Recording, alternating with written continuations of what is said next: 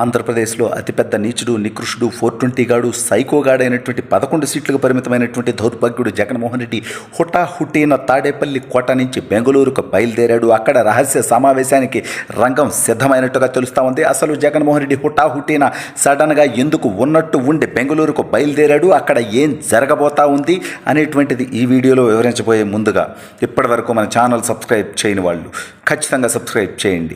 ఇక విషయానికి వస్తే జగన్ అనేటువంటి వాడు ఎంత నికృష్టుడో, 420 గాడో, చివరికి సొంత చెల్లెలను కూడా మోసం చేసినటువంటి దౌర్భాగ్యుడో, ప్రజలకు ఇచ్చినటువంటి హామీలు గాలి కుదిలేసి ఈ రాష్ట్రంలో అరాచక పరిపాలన సాగించి చివరికి రాష్ట్ర చరిత్రలో ఎవ్వరూ చూడని విధంగా 11 సీట్లకు పరిమితమై ఘోర ఓటమి చూసినప్పటికీ వాడిలో సిగ్గు ఎగ్గు లేకుండా ప్రజలే వాడిని మోసం చేసినట్టుగా, లేదా అధికారంలోకి వచ్చినటువంటి పార్టీలు అబద్ధాలు చెప్పినట్టుగా ఇంకా వాడు ఒక భ్రమలో బతుకుతున్నటువంటి దౌర్భాగ్యుడు అనేది మనందరికీ తెలుసు. అయితే ఈ దౌర్భాగ్యుడి మీద, ఈ నీచుడి మీద 11 సిబిఐ, 8 ఈడీ కేసులతో పాటు మొత్తం 32 కేసులు ఉన్నాయి జగన్ అనేటువంటి 420 గాడి మీద.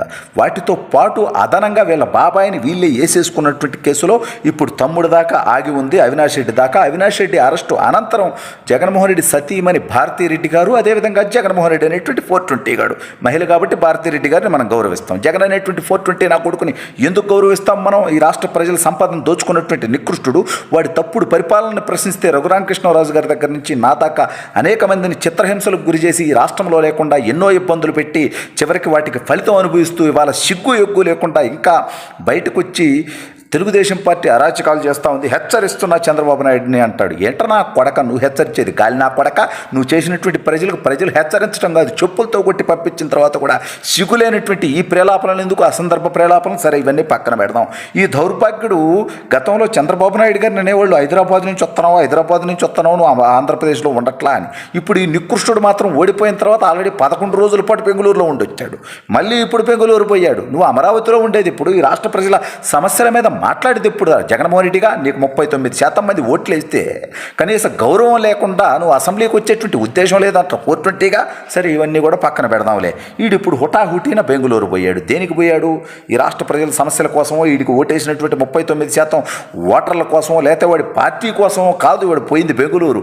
ఎందుకంటే వాడు అక్రమంగా సంపాదించుకున్నటువంటి సంపాదన అత్యధికంగా అటు తెలంగాణలో ఇటు కర్ణాటకలో ఉంది కాబట్టి వీడి మీద కేసుల్లో ఏ రోజన్నా లోపలికి పోయేటువంటి అవకాశం ఉంది కాబట్టి వాడి పార్టీని నిలుపుకోవటానికి, వాడి అక్రమ సంపాదనని కాపాడుకోవడానికి బెంగళూరుకు పోయి అక్కడ చెల్లితో సెటిల్మెంట్ కూర్చుంటున్నాడని వార్తలు వస్తూ ఉన్నాయి. అయితే ఇప్పుడు వాడి పార్టీని కాంగ్రెస్ పార్టీలో విలీనం చేయడానికి సిద్ధమంటూ, అంటే రేపో మాపో ఖచ్చితంగా వీడు జైలుకు పోతాడు. వీడు జైలుకు పోయిన తర్వాత ఆ పార్టీ అనేది బతికేటువంటి అవకాశం లేదు. ఎందుకంటే వీడితో పాటు విజయసాయి రెడ్డి కూడా జైలుకు పోతాడు. వీడితో పాటు వీడి కేసుల్లో కొన్ని కేసుల్లో భారతీరెడ్డి గారు కూడా ఉన్నారు కాబట్టి, మహిళ కాబట్టి మనం వాళ్ళలాగా నీచుల్లాగా మహిళలను అవమానించాం కాబట్టి భారతీరెడ్డి గారు అని అంటాం. ఆవిడని ఏదో తప్పుగా మాట్లాడేటువంటి ప్రయత్నం చెయ్యం. బట్ రాజకీయంగా చేసినటువంటి తప్పుల మీద ఖచ్చితంగా, అవినీతి మీద ఆరోపణలు చేస్తాం. ఖచ్చితంగా తప్పులు ఉంటే ప్రశ్నిస్తాం. అయితే ఇప్పుడు ఆవిడ కూడా జైలుకు పోద్ది కాబట్టి ఆ పార్టీ బతికేటువంటి అవకాశం లేదు. ఈ నేపథ్యంలో తనకి ఏదో ఒక నేషనల్ పార్టీ అండగా ఉంటే ఆ పార్టీని బతికించుకోవచ్చు, లేదా ఆ పార్టీలో విలీనం చేస్తే రాజకీయంగా రేపో మాపో, లేదా అతను విలీనం చేసినటువంటి పార్టీ అధికారంలోకి వస్తే అవకాశం ఉంటుందని. ఎందుకంటే ఇప్పుడు భారతీయ జనతా పార్టీ వరుసగా 3 సార్లు కేంద్రంలో విజయం సాధించింది. కాకపోతే ఈసారి సీట్లు భారీగా తగ్గాయి. ఈ నేపథ్యంలో వచ్చే ఎన్నికల్లో 2029లో కేంద్రంలో కాంగ్రెస్ పార్టీ గెలుస్తుందని వీడు ఊహించుకుంటూ ఇప్పుడు భారతీయ జనతా పార్టీతో పొత్తులో తెలుగుదేశం, జనసేన ఉన్నాయి కాబట్టి, భారతీయ జనతా పార్టీ కేంద్రంలో తెలుగుదేశం పార్టీ ఎంపీల మీద ఆధారపడి ఉంది కాబట్టి ఇక భారతీయ జనతా పార్టీ ఏ రకంగానూ సహకరించదు.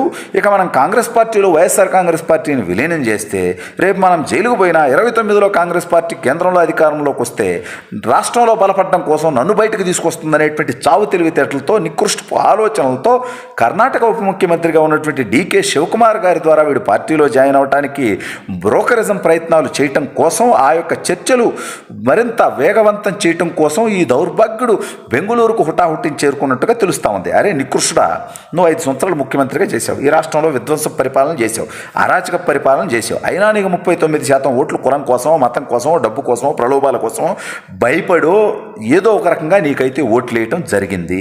మరి ఆ ప్రజల కోసం మాట్లాడితే బెంగళూరు ఎందుకు పోతాండావురా? నిజంగా నీకు బెంగళూరులో పని ఉండే పని అయితే ముఖ్యమంత్రిగా ఉన్నప్పుడు ఎందుకు పోలా?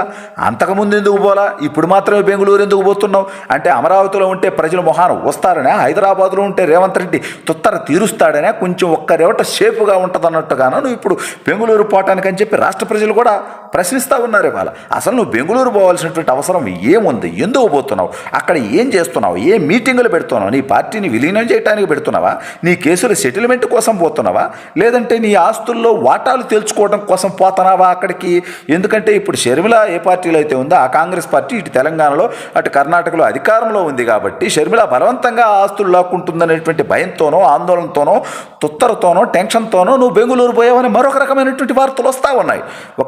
నీకు 11 సీట్లు వచ్చిన తర్వాత ఒక శాసనసభలో, సరే ఇప్పుడు బొగడాగాడు నువ్వు ప్రతిపక్ష నేత కూడా కాదు, కేవలం ఎమ్మెల్యేవి, అది వేరే సబ్జెక్టు. అయితే ప్రజలకి నువ్వు సమాధానం చెప్పాల్సినటువంటి అవసరం బాధ్యత నీకు ఉంది కదా.